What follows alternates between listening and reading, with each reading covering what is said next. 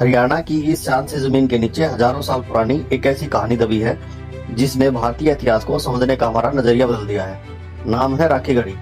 आज यहाँ दिखाई देती है सिर्फ मिट्टी की परतें, पुरातात्विक अवशेष, लेकिन इन्हीं परतों के अंदर हमें मिले हैं एक बेहद प्राचीन शहरी सभ्यता के निशान। सवाल ये है, क्या राखी गढ़ी की कहानी सिर्फ हड़प्पा सभ्यता तक सीमित है या फिर इसके बाद आने वाली ऐतिहासिक परंपराओं से भी इसका कोई रिश्ता रहा है, जिन्हें हम कुरुक्षेत्र, हस्तिनापुर और आगे चलकर महाभारत की परंपराओं के नाम से जानते हैं। इस सवाल का जवाब ढूंढने के लिए हमें सबसे पहले लौटना होगा राखी गढ़ी की शुरुआत तक। जब पुरातत्वविदों ने राखी गढ़ी की मिट्टी की परतों को खोलना शुरू किया तो सामने सिर्फ पुराने अवशेष नहीं आए। इन खुदाइयों से पता चला कि यहाँ कभी एक व्यवस्थित विकसित बस्ती मौजूद थी। ईंटों से बने घर, गलियां, रोजमर्रा की जिंदगी और ऐसे चीजें जो बताती हैं कि यहाँ रहने वाले लोग सिर्फ किसान नहीं थे बल्कि एक जटिल शहरी व्यवस्था का हिस्सा थे। मिट्टी के बर्तन, मन के मोहरे औजारे और एक छोटी चीज इस सभ्यता की कहानी का एक हिस्सा आपके साथ लेकर आई है। और अब जब इन सबूतों को एक साथ रखा गया तो राखी गढ़ी सिर्फ एक पुरानी बस्ती नहीं रही, यह बन गई है हड़प्पा सभ्यता को समझाने की एक महत्वपूर्ण कड़ी। ये कोई छोटा सा गांव नहीं था। राखी गढ़ी में एक ऐसी बस्ती के एविडेंस मिले हैं जहाँ घरों की प्लानिंग थी, गलियां थी और ड्रेनेज सिस्टम जैसी सुविधाएं भी मौजूद थी। यहाँ से पटेरी, ज्वेलरी और ब्रेड जैसी चीजें मिली हैं। और इनके साथ साथ अलग अलग तरह की क्राफ्ट एक्टिविटीज के भी एविडेंस मिले हैं। यानी लगभग 4 से 5,000 साल पहले यहाँ रहने वाले लोग सिर्फ अपना गुजारा ही नहीं कर रहे थे बल्कि एक व्यवस्थित और विकसित सेटलमेंट का हिस्सा रहे हैं।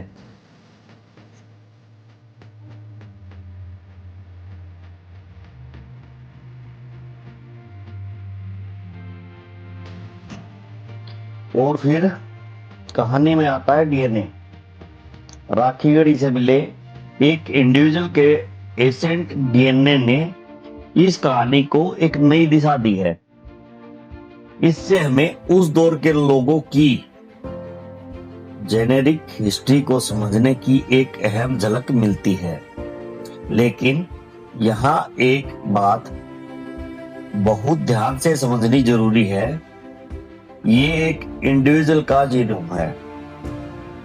एक जीनोम पूरी पॉपुलेशन नहीं होती है, इसलिए इससे पूरी राखी गढ़ी पॉपुलेशन के बारे में अंतिम फैसला नहीं किया जा सकता।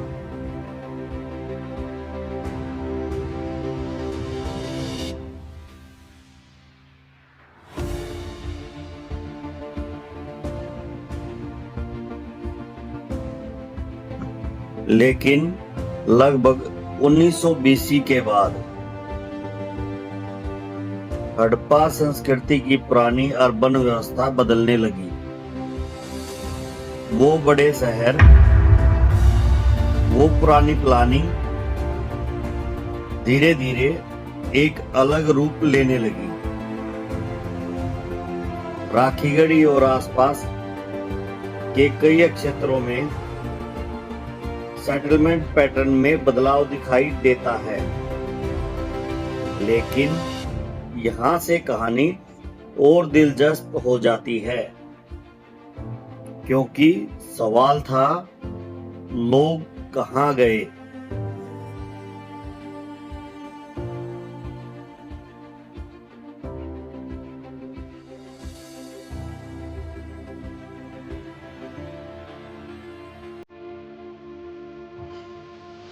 लेकिन अब सबसे बड़ा सवाल यही था, क्या लोग दूसरी जगह पर चले गए? क्या राखी गढ़ी और उसके आसपास रहने वाली आबादी ने अपना स्थान बदला या फिर इस दौरान कोई नई पॉपुलेशन यहाँ पे आई? क्या पुरानी और नई कल्चर आपस में मिली? क्या लोगों के साथ साथ उसकी टेक्नोलॉजी, पोट्री और रहने के तरीके भी एक जगह से दूसरी जगह पहुंचे? इस सवाल का जवाब इतना आसान नहीं है, लेकिन इन्हीं सवालों से हमारी कहानी आगे बढ़ती है। और यही हमारी कहानी में आता है एक बेहद इंटरेस्टिंग नाम, भगवानपुरा। हरियाणा की इस आर्कियोलॉजिकल साइट पर हमें कुछ ऐसे एविडेंस मिलते हैं जो बदलते हुए दौर को समझाने में मदद करते हैं। यहाँ लेट हैपन से जुड़े आर्कियोलॉजिकल एविडेंस के साथ साथ पेंटेड ग्रे वेयर यानी कि PGW की भी मौजूदगी दिखाई देती है। और सबसे इंटरेस्टिंग बात ये है कि यहाँ पर भगवानपुरा में लेट हैपन और पेंटेड ग्रे वेयर यानी कि PGW के बीच आर्कियोलॉजिकल ओवरलैप मिलता है, जो इसको और ज्यादा खास बना देता है।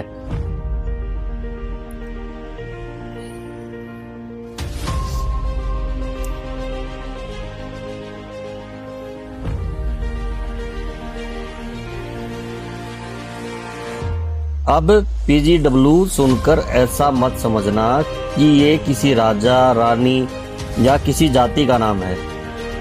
PGW यानी कि पेंटेड ग्रे वेयर एक खास तरह की ग्रे पोटेरी ट्रेडिशन था जिसके अंदर ये आता है।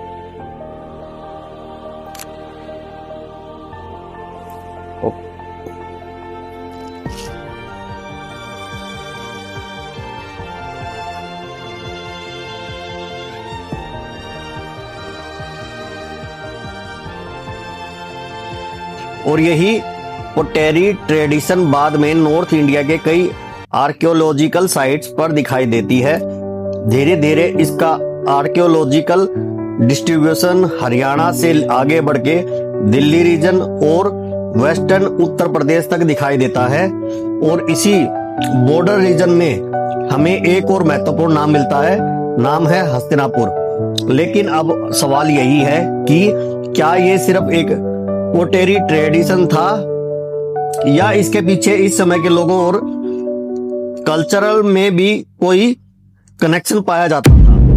इस सवाल के साथ हमारी कहानी पहुंचती है हस्तिनापुर।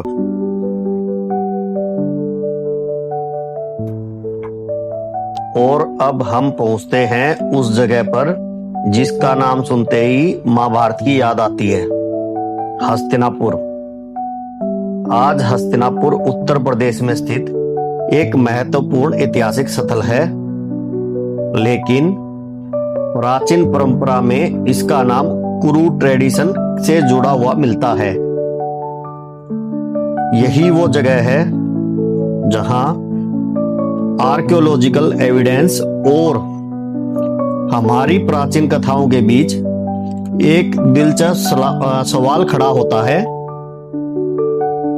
क्या जिस जगह हस्तिनापुर को हम महाभारत की कहानी में जानते हैं, उसके पीछे कोई वास्तविक प्राचीन सेटलमेंट भी मौजूद है या ये केवल एक कहानी है?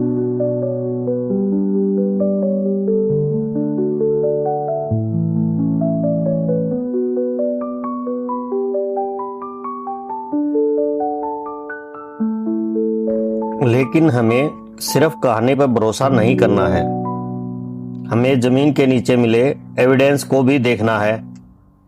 क्योंकि एक तरफ हमारे पास महाभारत की परंपरा है और दूसरी तरफ है आर्कियोलॉजी। हस्तिनापुर की खुदाई में मिले चीजों से हमें उस समय के वास्तविक जीवन और कल्चरल ट्रेडिशन की एक झलक देती है। और इन्हीं एविडेंस में PGW पोटेरी भी सामने आती है। यहीं से कहानी में और एक इंटरेस्टिंग हो जाती है। लेकिन रुकिए, पीजीडब्ल्यू मिलना ये साबित नहीं करता कि यही कुरु लोग थे, क्योंकि पोटेरी की कोई एक ट्रेडिशन अपने आप में किसी खास राजा, जाति या पॉपुलेशन की पहचान नहीं बन जाती। और राखीगढ़ी से सीधे हस्तिनापुर माइग्रेशन का भी कोई डायरेक्ट प्रूफ हमारे पास नहीं है। तो फिर इन अलग अलग आर्कियोलॉजिकल एविडेंस के बीच असली कनेक्शन क्या था? यही वो सवाल है जिसका जवाब अभी पूरी तरह हमारे सामने नहीं है। लेकिन महाभारत की परंपरा में कहानी यहीं खत्म नहीं होती। हस्तिनापुर से जुड़ी परंपराओं में एक बड़े बदलाव का जिक्र मिलता है, एक ऐसी घटना जिसने इस प्राचीन शहर को भविष्य में बदल दिया। परंपरा के अनुसार हस्तिनापुर में बाढ़ आने के बाद वहां से राजधानी को दूसरी जगह ले जाया गया और उस नई जगह का नाम था कौसंबी। यानी कहानी अब हस्तिनापुर से आगे बढ़ के गंगा यमुना के मैदानों के एक और महत्वपूर्ण प्राचीन शहर तक पहुंच चुकी है।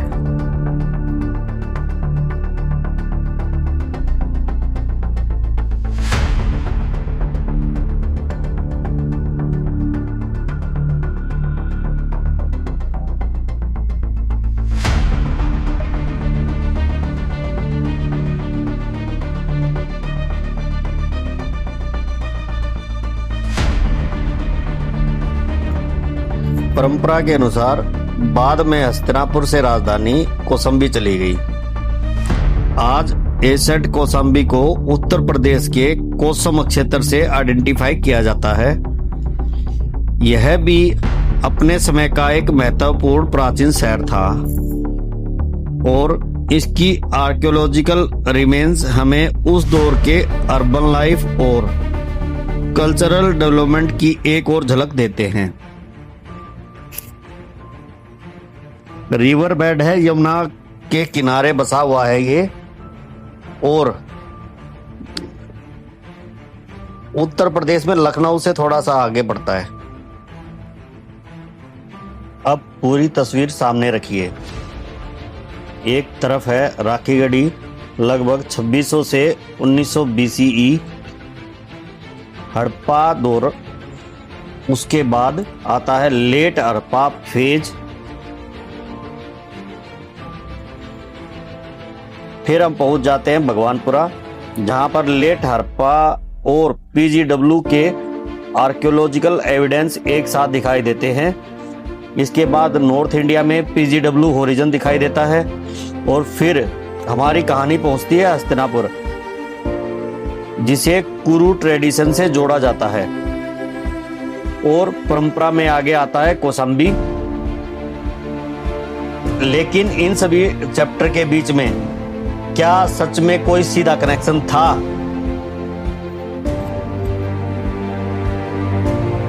हमारे पास कहानी के कुछ चैप्टर हैं, लेकिन बीच के पेज अभी भी मिसिंग हैं। हमें राखीगढ़ी का DNA मिला है, भगवानपुरा की आर्कियोलॉजिकल लेयर मिली है और हस्तिनापुर के पीजीडब्ल्यू मिली है। लेकिन इसके बीच में रहने वाले लोगों का पूरा जेनेरिक रिकॉर्ड अभी हमारे सामने नहीं है।